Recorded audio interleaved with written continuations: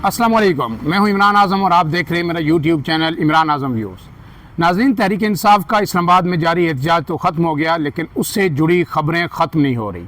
एक के बाद एक खबर आ रही है। इस सब के साथ साथ बैरून मुल्क से भी जो PTI बड़ी एक्टिव है वहाँ से भी अहम खबरें आ रही हैं, वो सब आपके साथ शेयर करेंगे। लेकिन इस व्लॉग में सबसे पहले हम जिक्र करेंगे आज सीनियर साफ़ी सुप्रीम कोर्ट बीट को कवर करते हैं, इन्वेस्टिगेटिव जर्नलिस्ट हैं, एंकर पर्सन हैं, मतीउल्लाह जान साहब की गिरफ़्तारी की। मतीउल्लाह जान साहब को रात गए इस्लामाबाद से गिरफ़्तार कर लिया गया और इसमें दो मुख्तलिफ मौक़िफ़ आ रहे हैं। पुलिस ने उन्हें गिरफ़्तार किया, उसके बाद आज उन्हें अदालत में भी पेश कर दिया गया, इंसदाद दहशतगर्दी की अदालत में पेश किया गया और अब तक की इतलात के मुताबिक उनका 2 रोज़ा जिस्मानी रिमांड भी अदालत ने मंजूर कर लिया। वाक़े की तफसीलात आपके सामने रख देता हूँ। जो FIR के मुताबिक कि रात को थाना मारगला की पुलिस ने मारगला रोड पर E9 में एक नाका लगाया हुआ था। जो E9 में नाका है वहाँ पे रूटीन की वो चेकिंग कर रहे थे। इस दौरान F10 की तरफ से एक गाड़ी आई, उसको रोकने की कोशिश की गई, लेकिन गाड़ी तेज़ रफ्तार थी और उसने पुलिस एहलकार को हिट किया। उसके बाद फिर जब नाके का जो बैरियर है वो गिराया गया तो गाड़ी रुक गई और जो ड्राइविंग सीट पे जो शख्स बैठा था उसको बाहर निकाला गया, उसका नाम पूछा गया तो उसने अपना नाम मतीउल्लाह जान वल अब्दुल रज़ाक बताया। और फिर पुलिस के मुताबिक कि वो शख्स उस वक्त नशे की हालत में था। फिर उसको साथ रख के उसकी गाड़ी की चेकिंग की गई और चेकिंग से एक वाइट कलर का शापर बरामद हुआ गाड़ी से और पुलिस के मुताबिक उसमें 246 ग्राम आइस मौजूद थी। और उसके बाद जो मतीउल्लाह जान पे जो इल्ज़ाम पुलिस ने आयद किया कि जब इन्होंने हिट किया पुलिस एहलकार को और गाड़ी से उतरे तो उन्होंने पुलिस एहलकार से गन भी छीनी SMG और उसके बाद उस पर तान दी, लेकिन बड़ी मुश्किल से पुलिस के 3 से 4 जवानों ने उनको काबू किया और फिर उसके बाद आगे सारी गाड़ी की तलाशी ली गई तो आइस बरामद हुई। उसके बाद फिर उन्हें थाने ले जाया गया। लेकिन इसके साथ एक दूसरा मौक़िफ़ है, वो है जनाब उनके साथ दूसरे जो रिपोर्टर थे साकिब बशीर साहब। पुलिस की FIR में कहीं साकिब बशीर का कहीं जिक्र नहीं है। साकिब बशीर इंतहाई सीनियर रिपोर्टर हैं, जो Islamabad high court beat association है उसके साबिक प्रेसिडेंट भी रहे। उनके मुताबिक रात को वो पिम्स अस्पताल में जो पिम्स अस्पताल है वहाँ पे मतीउल्लाह जान के साथ गए और ये कहना है जो ज़राए हैं कि जो एक इल्ज़ाम PTI लगा रही है, बार बार अदारों पे लगा रही है, रियासत पे लगा रही है कि जो उस रात ऑपरेशन हुआ उसमें बड़ी तादाद में लोगों की हलाकत भी हुई, लेकिन हुकूमत या रियासत इसको छुपा रही है। तो मतीउल्लाह जान उस खबर के पीछे थे, शायद वो हॉस्पिटल्स में जा रहे थे मुख्तलिफ और चेक कर रहे थे वहाँ पे कि आया यहाँ पे कोई डेड बॉडी मौजूद है या ये महज इल्ज़ाम है। तो शायद इसी सिलसिले में वो पिम्स अस्पताल गए। लेकिन रात जो मतीउल्लाह जान के जो बेटे हैं उन्होंने भी ये ट्वीट किया, अपने वीडियो पैगाम दिया। उन्होंने कहा कि रात 11:30 बजे वहाँ से मतीउल्लाह जान और साथ साकिब बशीर को गिरफ़्तार किया गया और अभी तक मुझे नहीं पता पुलिस एहलकार जो एहलकार उन्हें लेके गए वो एक वीगो डाले में आए और फिर उनको वहाँ से लेके गायब हो गए, लेकिन अभी तक कुछ नहीं पता। लेकिन साकिब बशीर साहब की जानिब से जो इतलात अब तक मौसूल हुई हैं उनके मुताबिक वो उनके साथ थे मतीउल्लाह जान के साथ और उन्हें एक गाड़ी में बिठाया गया, उनके जो है ना चेहरे ढाँप दिए गए, फिर उन्हें एक जगह ले जाया गया। तकरीबन 2 से 2.5 घंटे उन्हें वहाँ पे रखा गया। लेकिन उसके बाद जो इन्वेस्टिगेशन छानबीन की, कुछ पूछगछ की, उसके बाद उन्हें वापस जो है I8 के एरिया में या I9 के एरिया में उन्हें रात के तकरीबन 2:30 बजे छोड़ दिया गया या 3 बजे छोड़ दिया गया। मतीउल्लाह जान के जो बेटे हैं वो रिपोर्ट कर रहे हैं ये वाक़या 11:30 बजे पिम्स हॉस्पिटल का है, जबकि पुलिस की FIR में 2:15 बजे का टाइम लिखा गया है और ये मालगला रोड का वाक़या है। अब मतीउल्लाह जान साहब का रिमांड 2 रोज़ा जिस्मानी रिमांड दे दिया गया है और उनसे ज़ाहिर है बरामदगी तो कुछ नहीं करनी। पुलिस के मुताबिक जो गन उनने छीनी थी वो भी बरामद कर ली, आइस भी बरामद हो गई और उसमें 246 ग्राम की मिकदार रखी गई है और कई दफ़ात आयद की गई हैं। लेकिन जो दोस्त हैं मतीउल्लाह जान साहब के, जो करीबी दोस्त हैं, जो साफ़ी हैं, वो तकरीबन 25 साल से यहाँ इस्लामाबाद में साफ़त कर रहे हैं, उनका ये कहना है कि मतीउल्लाह जान साहब तो सिगरेट भी नहीं पीते। ये आइस या शराब या ये चीज़ें ये तो उन्होंने कभी उनको छू के नहीं गुजरी, वो इस बात की गवाही दे रहे हैं। लेकिन अब मज़ीद तहकीकात होंगी और जो जो केस आगे बढ़ेगा इस पर हम आपको मज़ीद अपडेट करेंगे। इस खबर के हवाले से फ़िलहाल हमारे पास यही अपडेट हैं, जो हुआ वो हमने आपके सामने रिपोर्ट कर दिया गया। साफ़ी तंजीमें और तमाम साफ़ी ये कह रहे हैं कि मतीउल्लाह जान को एक झूठे बेबुनियाद मुकदमे में फंसाया जा रहा है, उन्हें फ़ौरी तौर पर रिहा किया जाना चाहिए। अब इसके साथ जो दूसरी खबर है वो कल का आर्मी चीफ का बयान, जो वज़ीर आज़म शहबाज शरीफ हैं उनका बयान है, वो बड़ा अहम बयान है। उसको लेके सियासी तजियाकार और PTI के लोग कई सवालात उठा रहे हैं। उसमें जो कैबिनेट इजलास से खिताब करने के बाद जो उन्होंने गुफ्तगू की वज़ीर आज़म ने, उसमें उन्होंने जो बात कही थी कि जो हमने ऑपरेशन किया गुज़श्ता रात जिन्ना एवेन्यू पे, इसमें हमें सिपा सालार जनाब army chief general Syed Asim Munir का मुकम्मल तावन, मुकम्मल सपोर्ट हासिल थी।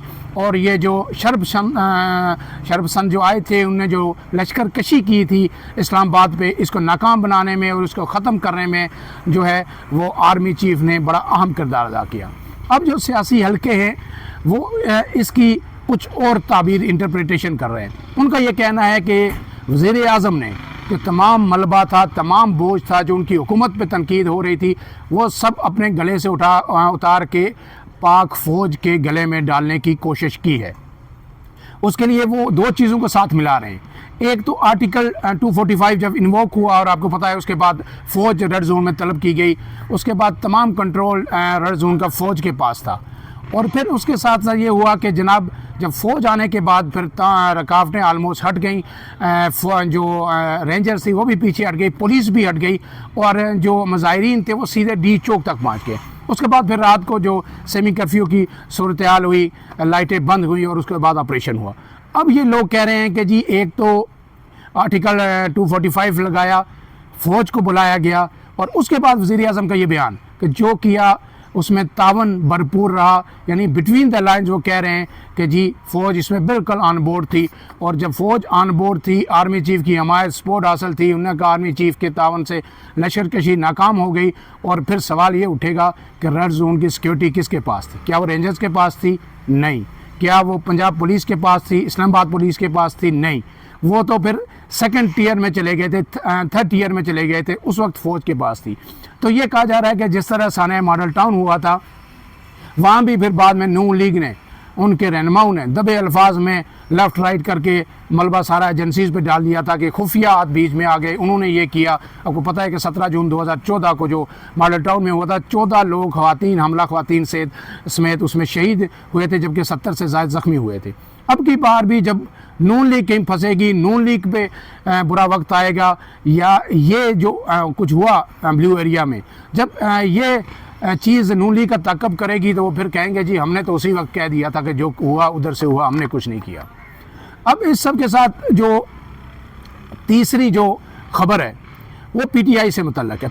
PTI के अंदर जो पहले भी हमने आपको बताया कि कई आवाज़ें उठ रही थी, लेकिन अब वो बहुत शिद्दत इख्तियार कर गई हैं। अब वह जो दबे लफ्ज़ों में बात होती थी, जो कमरों के अंदर बात होती थी, वो मीडिया में आके होने लगी है। और इससे भी बड़ी बात ये है कि जी वो बात अब जो है ना, बुशरा बीबी को, जो इमरान खान की अहलिया है, उनको भी कोई माफ़ नहीं कर रहा, उनको भी तनकीद का निशाना बनाया जा रहा है। और उन पर सबसे बड़ा इल्ज़ाम यही लगाया जा रहा है कि जी ये D चौक लेके गई हैं और हमारे साथ ये कुछ हुआ, इतना बड़ा सेटबैक हुआ, वरना ना होता। इस हवाले से क्या इमरान खान ने D चौक से मना कर दिया था? सीनियर जर्नलिस्ट हैं, एंकर पर्सन हैं, हमारे दोस्त हैं ईसा नकवी साहब, उन्होंने इमरान खान के जो वकील हैं फैसल चौधरी, उनके साथ व्लॉग किया, उनका इंटरव्यू किया और उन्होंने एक बड़ा इंकशाफ किया। उन्होंने इंकशाफ किया एक 40 मिनट की, 40 सेकंड की जो वीडियो के हवाले से जो रिकॉर्ड नहीं हो सकी। उन्होंने ये कहा कि जिस दिन ये धरना 26 तारीख को 24 को शुरू हुआ, 26 को जब 0 पॉइंट पहुँचा तकरीबन, तो मैं यहाँ से, क्योंकि इमरान खान की पेशी थी, 26 को रिमांड उनका 5 दिन का पूरा हुआ था, इंसानी दहशतगर्दी की अदालत में उन्हें दोबारा पेश करना था। मैं यहाँ से मोटरसाइकिल पे एक वकील दोस्त के साथ पिंडी कचहरी गया, वहाँ से दोस्तों के साथ गाड़ी में बैठा, 4 से 5 लोग हमें अडाला जेल गए। उन्हें तफसील बताई, उस तफसील में मैं नहीं जाऊँगा कि हमें पहले नहीं जाने दिया गया, फिर बिलाखिर हम अंदर पहुँच गए। और वहाँ मेरी जो इमरान खान से बात हुई, मैंने इमरान खान से ये जब पूछा कि आपकी तबीयत ठीक है, उन्होंने कहा बिल्कुल ठीक है, लेकिन उनकी शेव बड़ी हुई थी। तो मैंने कहा ये क्यों? तो उन्होंने कहा शायद कि ये मुझे 2 दिन से आइसोलेशन में रखा हुआ है, मेरे पास अखबार भी नहीं है और जो है सिर्फ पीटीवी है, तो पीटीवी पे क्या देखूं, ठीक है। और फिर जब उन्होंने पूछा कि जी फैसल चौधरी से उन्होंने पूछा कि मुजाहिरीन या जो पीटीआई कारकुनान है वह कहाँ तक पहुँचे, तो फैसल चौधरी कहते हैं मैंने कहा जी वो इस वक्त 0 पॉइंट पहुँचे हैं, 0 पॉइंट पहुँच चुके हैं। तो इस पे इमरान खान का जो जवाब था कि जी ये तो बहुत आगे चले गए हैं, वहाँ से तो अब वापसी मुमकिन नहीं है।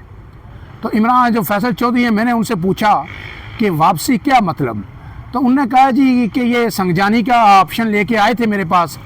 डेफिनेटली उन्होंने ये नाम फैसल चौधरी ने बताया कि आया वो अपनी क़यादत के बारे में बात कर रहे हैं, जो उनके पास बैरिस्टर सैफ गए थे और बैरिस्टर गौर गए थे, उनकी बात कर रहे हैं, या इस्टेब्लिशमेंट की या सिक्योरिटी ज़राए की बात कर रहे हैं। लेकिन उन्होंने कहा है कि ये भी बार बार आ रहे थे, यानी अपने लोग भी बार बार आ रहे थे और मुझे कह रहे थे कि जी आप बताएं। तो मुझे ये कह रहे थे कि आप के बार बार ये से मुझसे मुतालबा कर रहे थे कि 40 सेकंड की एक वीडियो आप रिकॉर्ड करके दे दें। तो मैंने कहा कि 40 सेकंड की जी नहीं रिकॉर्ड होगी, जब रिकॉर्ड होगी तो फिर पूरी होगी।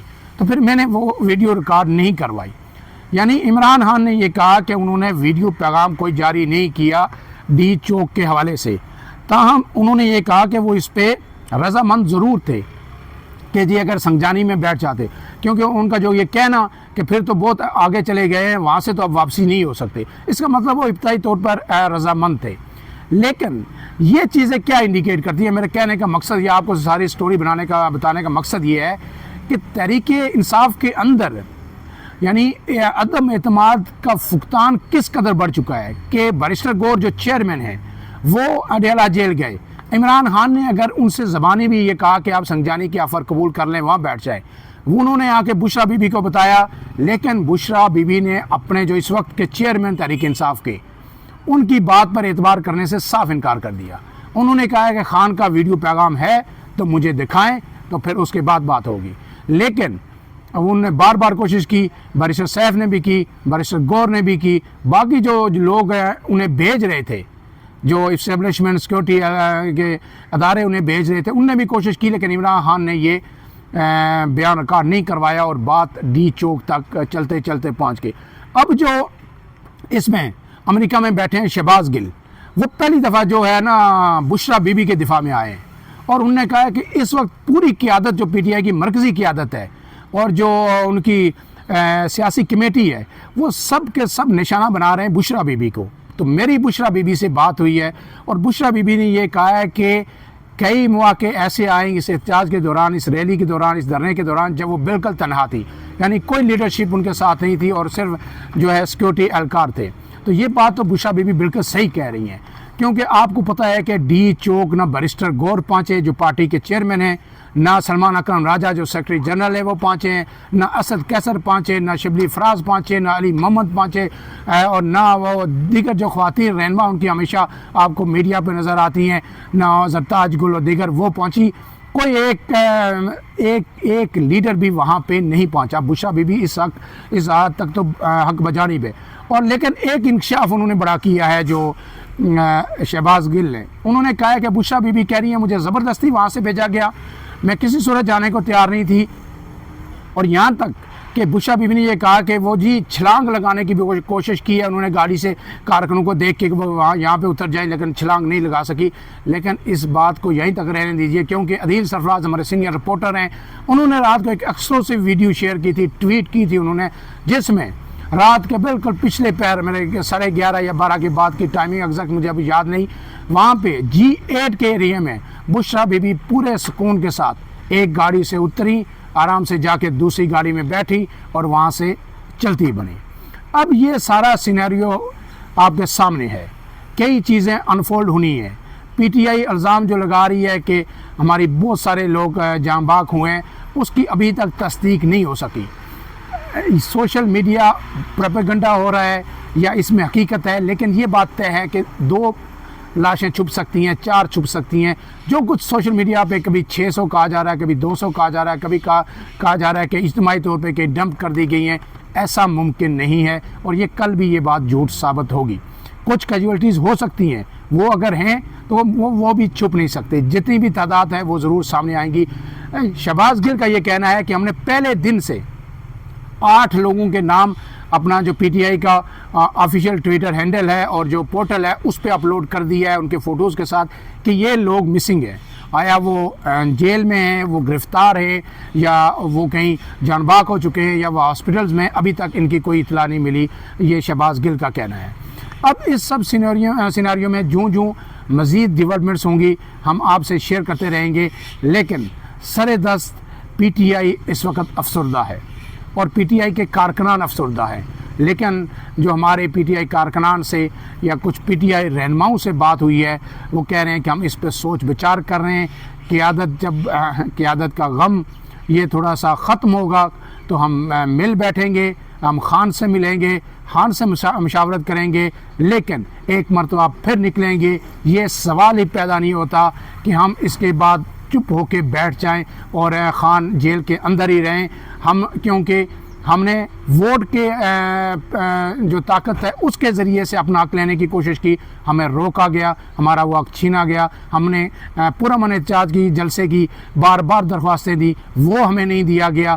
फिर हमने मजबूरन एहतजाज किया और उसके बाद जब एहतजाज में भी रास्ते बंद कर दिए जाएँ, आज़ादाना एहतजाज की भी हमें इजाज़त नहीं मिली, तो फिर हमने जो है डी चौक आने का फ़ैसला किया और उसके बाद ये नतीजा हमारे सामने आया। फ़िलहाल इतना ही। अपने मेज़बान इमरान आज़म को इजाज़त दीजिए। नए वीडियो के साथ फिर आपकी खिदमत में हाज़िर होंगे। अल्लाह हाफ़िज़।